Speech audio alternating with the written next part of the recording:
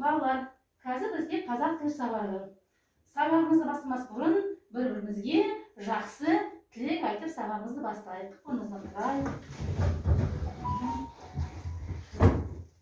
Күн жарығын ала қанға саламын, жүрегіме басып ұстай қаламын. Ізгі әрі нәзік жарық мейірімді, келген бүгін достарыма сыйлаймын. Жақсы балалар, отырамыз. Біз күнделікті өз сабағымыздағы ережеміз бар, бүгінгі сабағымыздың ережесі бесікті ережесі. Онда біз сендермен тәртіп, талап, тыныштық, тазалық, татулықты сақтауымыз керек балалар. Ендеше біз бүгін сыныптағы тәртіпті сақтап, оқу білімге талаптанып, тыныштықты орнатып, тазалық сақтап, татулықпен бүгінгі сабағымызды өткізейік. Мақсаты мәтіндерге салыстырмалы талдау жасау және етістік туралы білетінді еске түсіру. Балалар, бізге етістік тақырыбы бұрыннан таныс, біз анау 2-ші сыныптан бастап оқып келеміз. Ендеше біз етістік жайында бірсыпыра мағлұмат білеміз. Ендеше қазір балалар сендер жұмыс жасайсыңдар. Несіне қазір ақ қағаздарға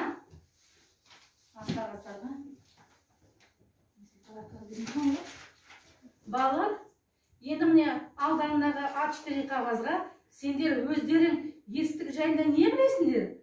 Бұл еркін әдіс тәсілі бойынша сендер қазір осы ақ параққа жазыңдар.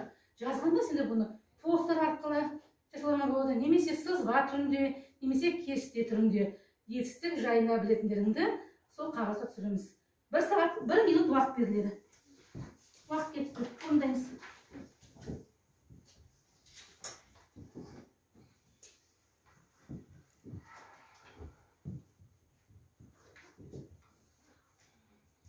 Тездетеміз.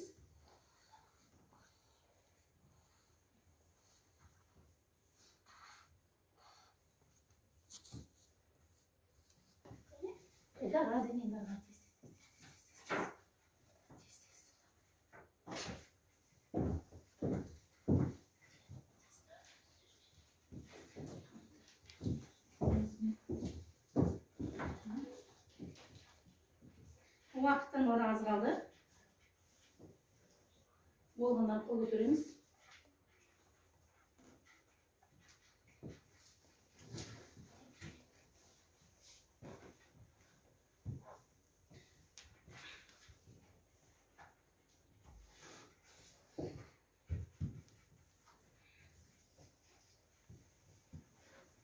Балалар, 1 минуттардан аяқталды. Жақсы. Басымызды көтереміз. Мына бірінші тапсырма бойынша балалар, сендерге максималды 6 балл қойылады. Жаңағы негізі 6 балдық бұл тапсырма. Кәне кім дайын? Балауса, орнын тұра қой.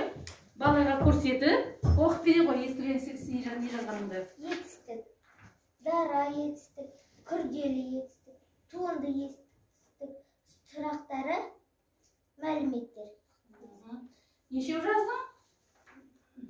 5 жаздың. Мәліметті де қойшын. Сұрақтары дегенде сұрақтары бар, Сонымен мәліметтес мағынасы бар деп ойлайды, Сонда сенікі 4 жауабың дұрыс болды. Ендеше саған балауса 4 балл қойымыз, Болғанымыз қол көтереміз.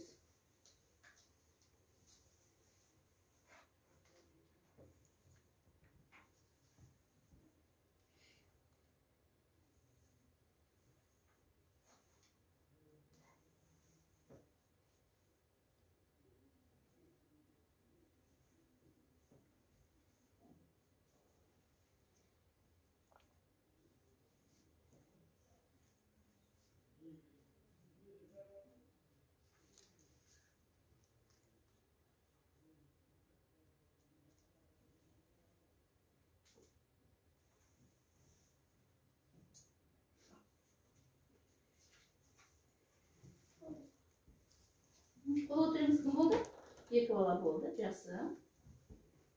Олай аяқтаймыз.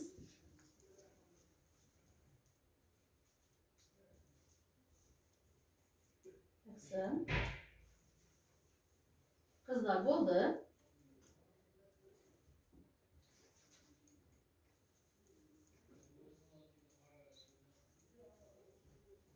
Жақсы, Алихан. Қолың түсіре қой.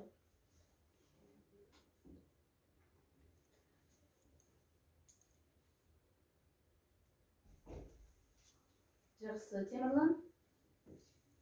Болды. Жақсы. Жақсы. Алимурат. Ал. Балауса неше сөз жаздың? 6. Гүлім. 6. Алихан. 5 жаздың, е? Сұлтан. 6. Күмісай. 5. 5 жаздың. Темірлан. 5. 5. Алимурат. Неше жаздың? Уақыт аяқталды. Нүкте қойып қой сол жағын сөзіне. Соны айтып бере ғой неше жазғаныңды.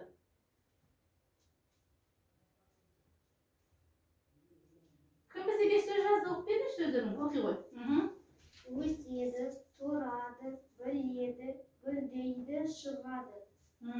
Күмісай, сен осылай жаздың ба? Иә. Тағы кім 5 сөз жазды? Темірлан сен ба? Темірлан? 5 сөз жаздың сен, не? Осы сөздерде Алимурат неше сөз жаздың? 5 сөз. Баласы оқып берсін неше сөз жаздың? 6. Оқып бере ғой. Өседі, тұрады, біледі, гүлдейді, шығады, өседі. Тағы да рет өседі бар, е бала? Ендеше бізде бұл тапсырмада негізі 6 етістік бар. Қараңдар. Так, бірінші бізде мұнда өседі, шығып тұрады. Содан кейін шығады және өседі. 6 етістік болу керек. Так, бізде балауса 6 етістік жазды, е? 6 бал. Тағы да кім 6 етістік жазды бізде? Гүлім. Тағы да кім 6 жазды? Сұлтан. Алихан 5 жаздың, е? Жаңа оқыдың. Темірлан 5 жазды. Алимурат 5, Күмісай 5 етістік жаздым. Жақсы. Жарайды. Ендіге балалар дәптерлерін уақытша жауып қойыңдар. Енді балам есілері жаңа ақ беттергене жаңағы жол беттірмек. Соған біз қазір бала сендермен келесі тапсырма орындаймыз. Бізде мұнда оқулықта жаттығу бар. Жұмбақ жаттығу. Ол нешінші жаттығу бізде бар? 61-ші жаттығу. Жазып керек емес. Так, оқышы балауса осы жұмбақты. Көктем мен жазда басына сары қалпақ киеді. Күзге қарай қалпағы қалқып ұшып кетеді. Балалар, әрине бұл не екен? Әрине бұл бақпақ жайлы жұмбақ, иә? Бұл жұмбақты бір жарты минут жаттанған. Жаттап алғаннан кейін оны жаңағы жатқа мына қағазға жазасыңдар. Түсінікті ме? Жаттаймыз. Жаттап өзің айтасыңдар. Оқты жауып қоясыңдар. Содан кейін жатқа жазасыңдар.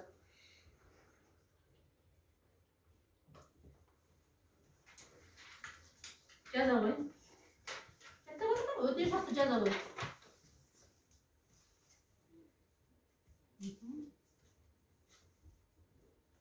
Сұлтан жаттаймыз. Сен ғанаға. Балалар уже жаза бастап. Жақсы жазамыз.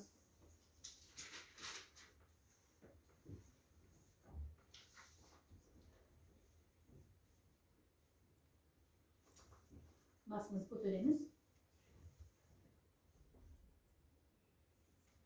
Бұған барып 3 минут уақыт беріледі.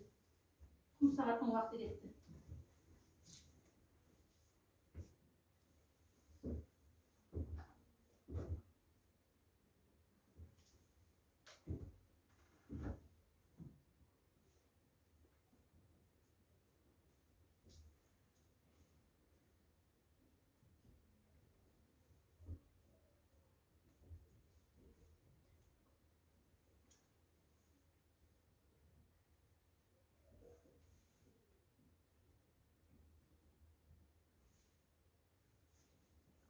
Жақсы.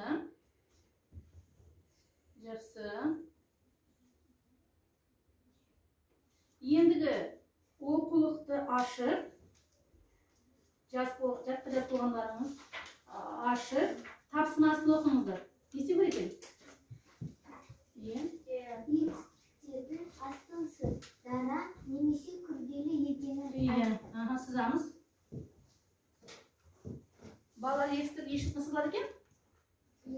Екі сызылары.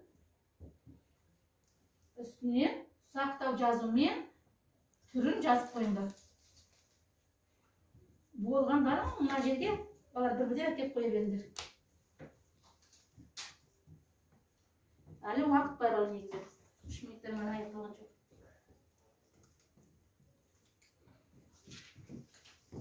Бір-бірден келеміз. Жақсы.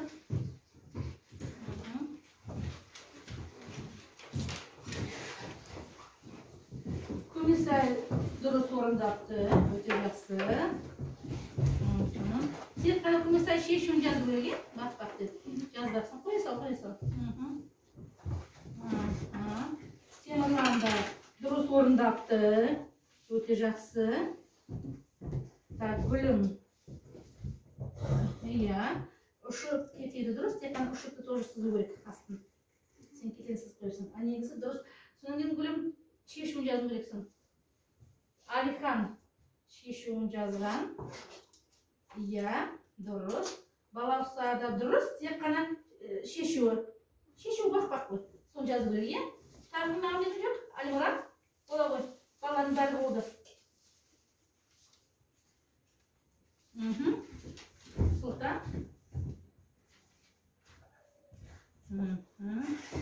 Сұлтан, сен мына жерде тауыпсың, не? Бірақ та түрін жазғанасың, Сұлтан.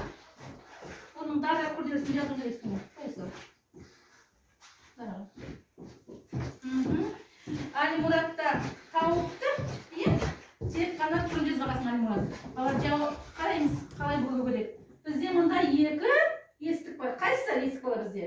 Осында қайсы? Киеді және ұшып кетеді, иә. Киеді қандай естік бар? Дара. Ұшып кетеді? Күрделі. Неге олар күрделі болып тұр? Себебі? Екі сөзден құралып тұр. Жақсы. Ендеше бар міне. Бұл тапсырма бойынша максималды балл 5. 1 балл жатқа жазған үшін, 2 балл екі естік тапқан үшін, және 2 балл оның түрін жазу үшін. Сонда 5 балл болды, е?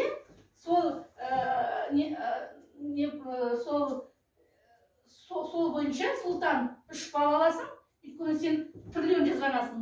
Түсінді ме?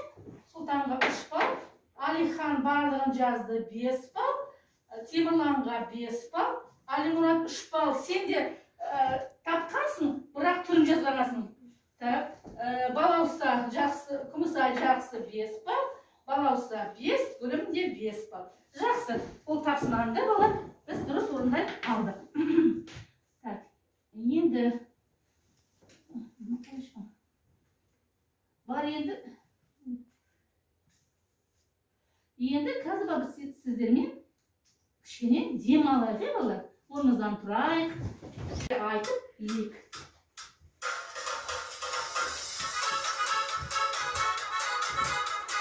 Thank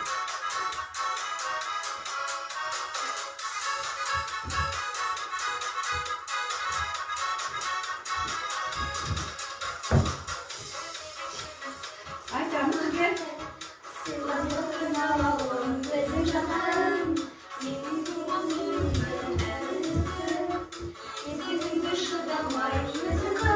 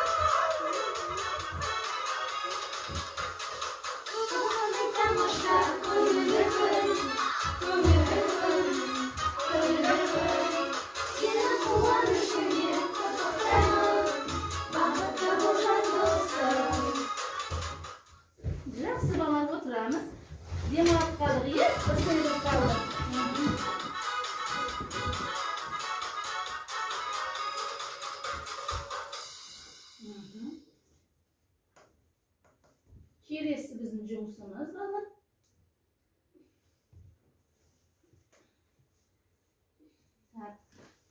Алдарында сендерде конверт бар, иә? Сол конвертті ашамыз. Конвертті ашқанда шын ашамыз. Бұл бізде бала семантикалық карта, иә? Қазір сендер осы семантикалық картаны толтырасыңдар. Қалай бала? Қарашы міне, бірінші бағанда бізде мысалдар берген, иә? Етістік мысалдар берген. Сонымен екінші бағанда негізі етістік, үшінші бағанда туынды етістік. Қаламсаптарымен қазір осы етістік қандай екен, соның тұсына плюс белгісін қоясыңдар, иә? Ол тапсырманың максималды балы 7 балл, иә? Сол 7 балл алуға мен сендерге тілектеспін. Ал осы тапсырманы орындаймыз. Белгілейміз, плюс қойып. Болғанымыз қол көтереміз.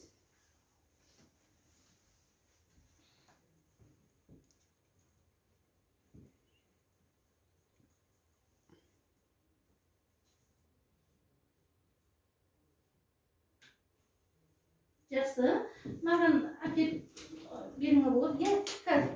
Бөлім отырсың көресің. Жақсы. Иә, гүлімдікі дұрыс. Орындаған тапсырмасын. Қой. Алихан да дұрыс орындақты. Өте жақсы. Бір-бірін келіңіз балалар. Балауса. Мына жерде қателесіп қатын түзепсің, не балауса? Онда дұрыс. Өз қатен өзін тауыпсың, дұрыс. Сұлтан да өте жақсы орындапсың. Так. Күмісай да дұрыс орындапсың. Қоя ғой, бара бер.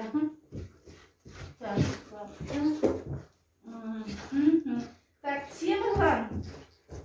Сенде екі негізге ескіп тұр. 5 туынды, олай емес. Темірлан, бір қатең бар сенде. Ал Алимұрат сенде негізгі оқы, ойла дейсің, ойла деген негізгі болмайды. Мұнда ла деген жұрнақ бар, болды. Сенде бір қате бар Алимұрат. Қарайық балар, негізі жаңа бұл тапсырманың жауап қалай болатынын. Так, Темірлан қарашы, негізгі естір қайсы екен, оқып берші. Негізгі оқы, жүрді, болды. Иә, негізгі естір жұрнақ болмайды, иә балар? Жақсы. Аймат оқып бере қойшы, туынды естір қайсы мұнда бізде? Туынды естір, мұнда Ақылдас. Ұсақтар. Сосын ойла. Сосын тұзда. Түбір сөзге жұрнақ жалғанған. Жақсы. Ендеше бізде бұлай болады балар. Тапсырма бойынша Сұлтан бар қатен бар, не деп бар? 6 балл, Алимұраты да 6 балл, бір қатесі бар. Күмісай, балауса, гүлімдердікі дұрыс 7 максималды балл алды. Енді балар, бізде негізгі тапсырмалар аяқтады, біз үлгердік. Ендігі бізде ауызша тапсырма. Біз балар қандашы? Дара көделесті қайталадық, туынды негізіні қайталадық. Енді бізде болымды мен болымсыз естік қалды. Соған байланысты біз қазір ыстық орындық әдісі бойынша сол тапсырманы орындап көрейік. Мен қазір орындықты қоямын. Ортаға қазір баланы шақырамын. Мына жерде байқаймыз, балалар? Так, балауса келе ғой. Орындыққа отыр.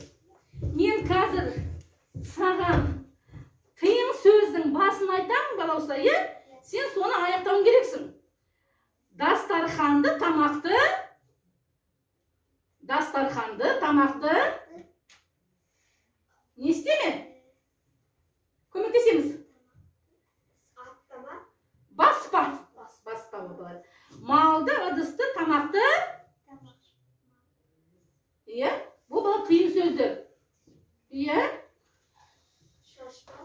Теппе. Малды? Теппе, дұрыс. Үй айнала? Жүгірме. Дұрыс, жақсы. Бетіңді? Жаппа. Баспа. Жақсы, отыр ғой балауса. 4 сұрақтың екеуіне дұрыс жауап берді. Енді Күмісай келе ғой. Саған кесінші. Мен саған тек қана не айтым? Болымсыз етсін, сен соның басын табасың, Атпа. Нені атпа? Аңды атпа. Аққуды жануарларды аңғаратпа дұрыс, иә. Құшақтама. Неңді құшақтама? Нені құшақтама? Дұрыс, өте жақсы. Ысқырма. Далада ысқырма. Жоқ, далада емес, үйде ысқырма. Төкпе. Сүтті. Ақты төкпе, өте жақсы. Біреуінде ғана кішкене бөліп қалды, негізі үшеуіне жақсы жауап бердің. Отыра қой. Сұлтан келе қой. Саған мен қазір басын айтам. Сен соның болымсыз есігін табасың. Жақсы ма, Сұлтан? Көп. Иә? Сөйлеме. Көп сөйлеме. Иә, көмектесті Жаңалихан. Жақсы. Орынсыз. Орынсыз не істеме? Шашпа. Орынсыз күлме бала. Орынсыз күлме болды. Так. Қызды Ұрма. Теппе. ұрма. Қызды ұрма дейді, бала. Жалғыз ағашты кеспе. Жақсы, отыра қой. Жарайды, кішкене бөліп қалып көмектесті балалар. Гүлім келе қой. Гүлім, саған жаңа Күмісай сияқты сен басын табасың. Жақсы ма тыйым сөздің? Суға барма. Түнде суға барма. Өте жақсы. Қарсы келме. Кімге қарсы келме? Үлкен адамдарға. Ата-анаңа, иә? Жақсы. Төбеңе, желкеңе қойма. Төбеңе, желкеңе қойма. Ол не? Нені төбеңе, желкеңе қойға болмайды? Иә. Қолды. Иә, қолды төбеге, желкеңе қойға болмайды. Жақсы. Содан кейін Гүлім, қақпа. Нені қақпа? Есікті. Таңдайыңды қақпа. Осы тыйым сөзді ұмытпа. Жақсы ма одан орныңа? Алихан келе қой. Алихан, мен саған айтамын қазір. Жоқ. Не айтам? Болымсызды сен басын табасың. Бұзба. Тәртіпті бұзба. Табиғатқа байланысты. Ағашты бұзба. Құстың ұясын бала, е? Соны ұмытпаңдар. Так, бұрын сөйлеме. Кімнен бұрын сөйлеме? Үлкеннен бұрын сөйлеме. Дұрыс, жақсы. Теріс отырма. Неге теріс отырма болмайды балалар? Ұлдар, әсіресе, сендер білуіңізсің. Теріс отырма. Алихан, сен орда отырасың ғой? Мініп жүресің. Атқа теріс отыруға болмайды, е? Жақсы. Содан кейін сораптап ішпе. Сораптап ішпе. Не сораптап ішпе? Сорпаны. Тамақты. Жақсы отыр оныңа. Алимұрат келе ғой. Алимұрат келе. Тез. Қылма. Не қылма? Не қылма? Не қылмайсың? Бала не қылмау керек? Ұрмау. Жоқ, бала ұрлық қылмау керек, е? Жақсы. Айтпа. Өтірік айт. Дұрыс. Қорлама. Нені қорлама? Нені қорлама? Асты бала. Самақты қорлауымын де бала. Содан кейін болма. Қандай болма? Тәртіпсіз, мақтаншақ, е? Өтірікші болмайды. Жақсы. Ал Темірлан келе ғой, бара орныңа. Соңғы Темірлан. Қазір бір сөз табасың. Әдетті үйренбе. Нені қандай әдетті үйренбе? Жаман әдетті. Дұрыс. Қолыңмен көрсетпе. Айды қолмен Дұрыс. көрсетпе. Түкірме. Суға түкірме. Иә, құдыққа суға. Дұрыс, айналма. Үйді айналма. Үйді және кімді тағайналма дейді? Адамды айналма. Адамды айналма. Жақсы. Балаларым негізінде жаңағы бары қандай сөздер айтты, қандай естімек бар? Тыйым сөздер, оның ішінде бары қандай естістіктер болды? Айтыңызшы. Болымсыз естістіктер болды. Айтыңызшы. Осы болымсыз естістіктер қалай жасауға болады? Айтыңызшы. Не арқылы жасауға болады?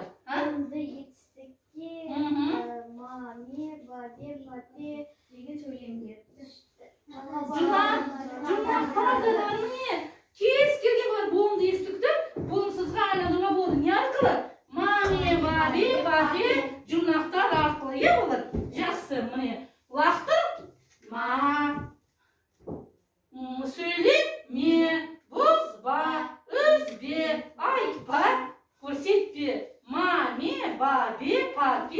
арқылы жаңа кез келген болымдыны болмысы ғана болды. Не бар, біз бүгін 8-ші сабақта жалпы өткен оқу жылындағы естік жайлы білетінімізді еске түсіріп алды. Айтып, жалпы естік дегеніміз не? Естік дегеніміз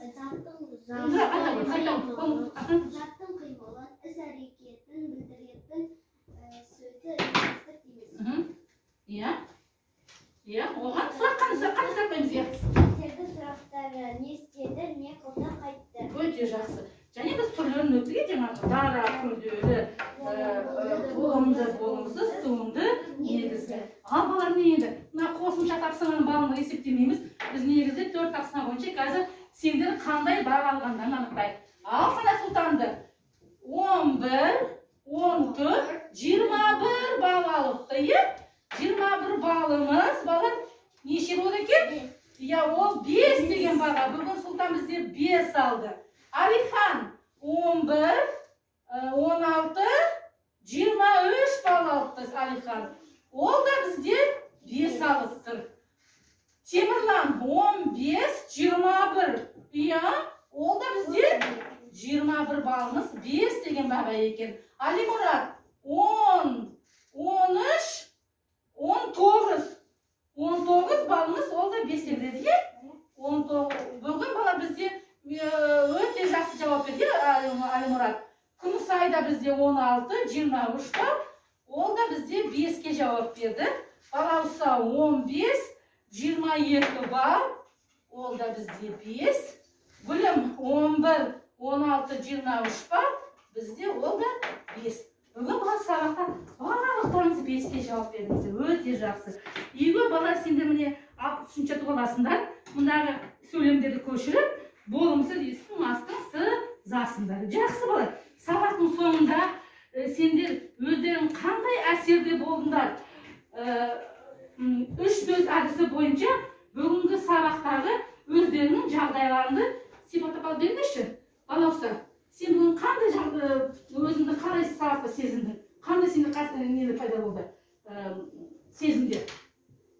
Жағы қойғына. Қандай? Сезімділік. Сенімділік шығар. Сенімділік. Оның не?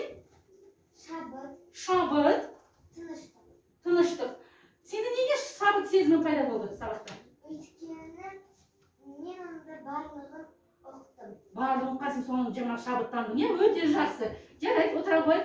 Гүлім, сенде қандай сезім болды бұл сабақта? Тыныштық, иә? Иә? Сенімділік. Жақсы. Соңғы? Иә? Сенде осында екі сезім болды, иә, ойыңда? Айтшы, неге сенде неге тыныштық сезімі болды ойыңда? Өйткені не? Тыныштық болса? Иә?